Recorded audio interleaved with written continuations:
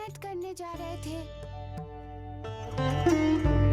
आपको पता भी है कि ईश्वर के दिए गए अनमोल जीवन को यूं समाप्त करना कितना बड़ा अपराध है।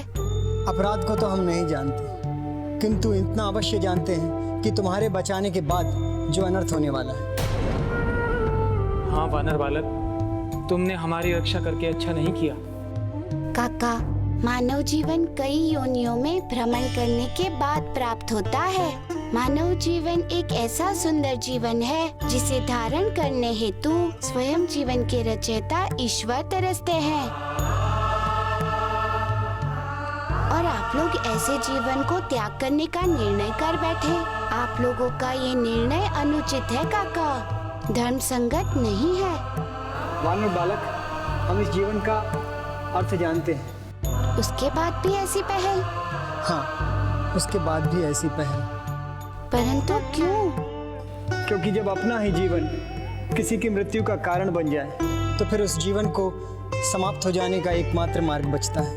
ये आप क्या कह रहे हैं काका? भला आपका जीवन किसी की मृत्यु का कारण कैसे बन सकता है? आपके जीवित रहने से किसी और का जीवन कैसे संकट में पड़ सकता है? यही तो हमारे जीवन की विडंबना है वानर बालक। यदि हम जीवित रहे तो हमारे जैसे बहुतों का जीवन समाप्त हो जाएगा। परंतु कैसे?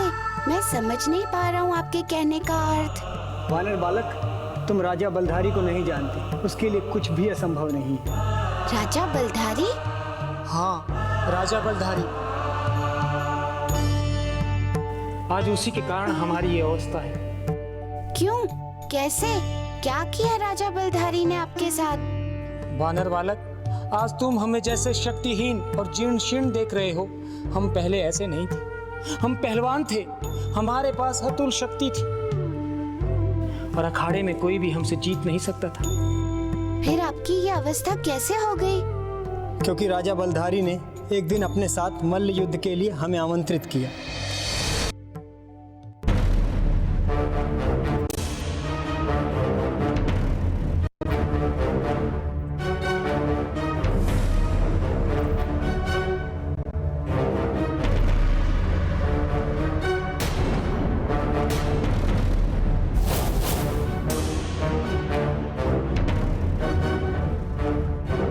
तुम दोनों को जैसा सोचा था बिल्कुल वैसा ही पाया।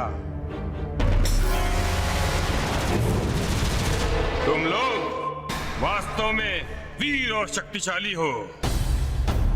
तभी तो हमारे राजसी पहलवानों, जिनका कोई जोड़ नहीं है, जिन्हें कोई पराजित नहीं कर सकता, उसे तुम दोनों ने पराजित किया।